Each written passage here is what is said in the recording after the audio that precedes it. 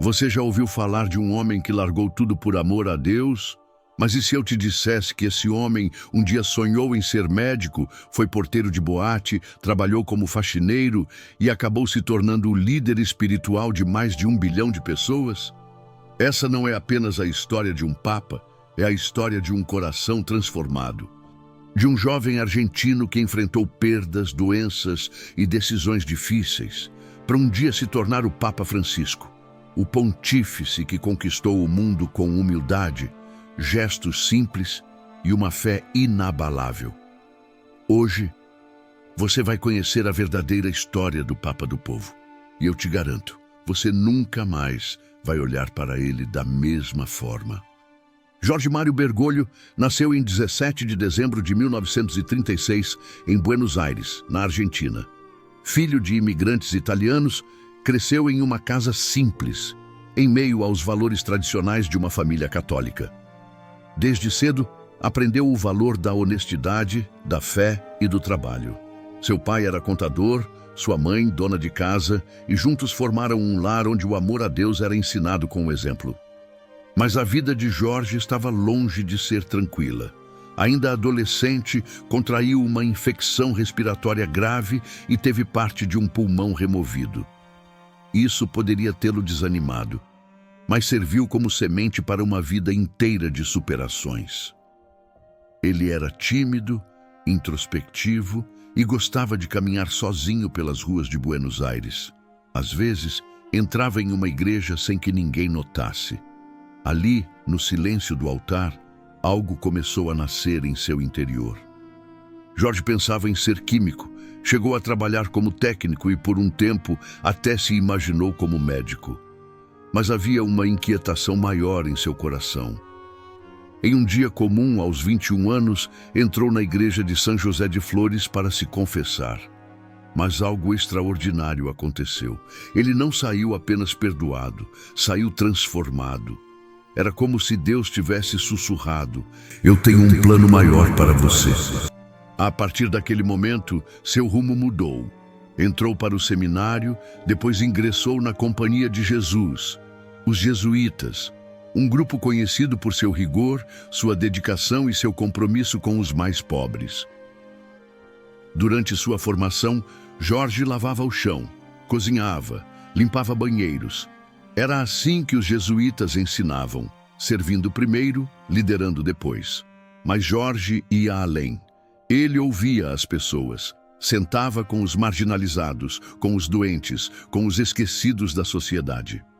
Foi ordenado sacerdote em 1969 e nunca mais parou.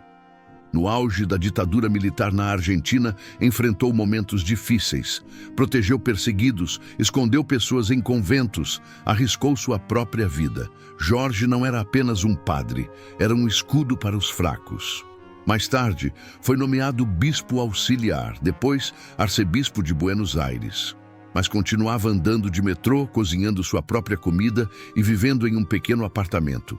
Nada de luxo, nada de pompa. Apenas serviço.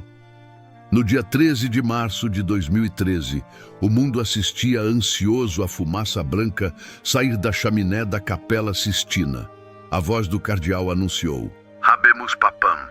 E então apareceu ele, Jorge Mário Bergoglio, o primeiro Papa jesuíta, o primeiro Papa das Américas, o primeiro Papa a escolher o nome Francisco em homenagem a São Francisco de Assis.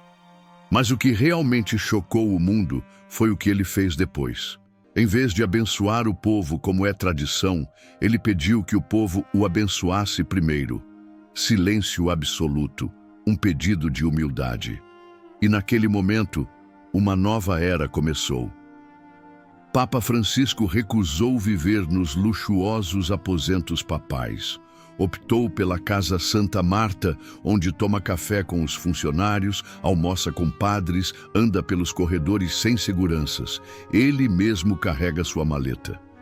Usa sapatos gastos e faz questão de estar próximo dos mais humildes.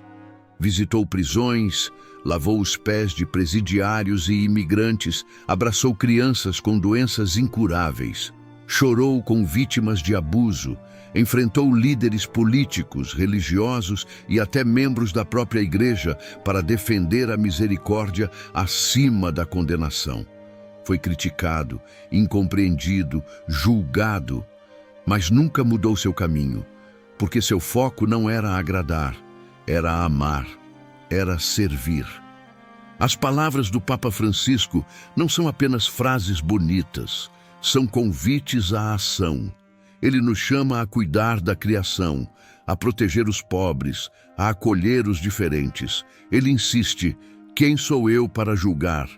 Com coragem, denunciou injustiças sociais, a cultura do descarte, o apego ao dinheiro.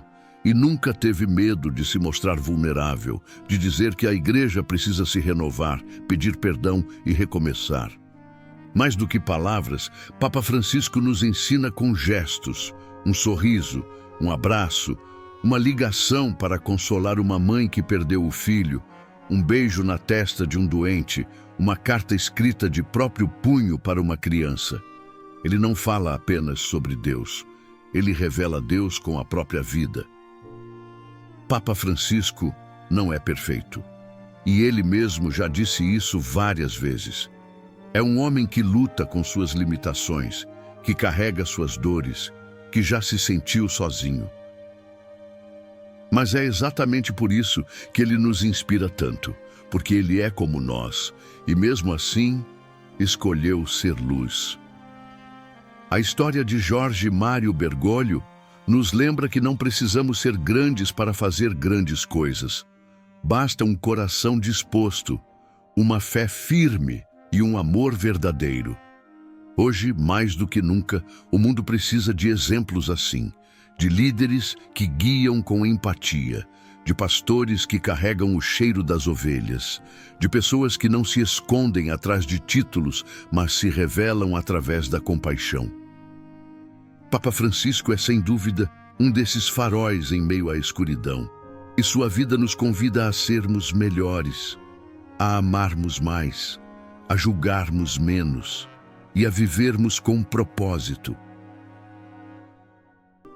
Seu legado será lembrado para sempre, e ele estará sempre presente em nossos corações. Se essa história tocou seu coração, se você aprendeu algo novo hoje, deixa seu like aqui embaixo e se inscreve no canal Minutos Sagrados.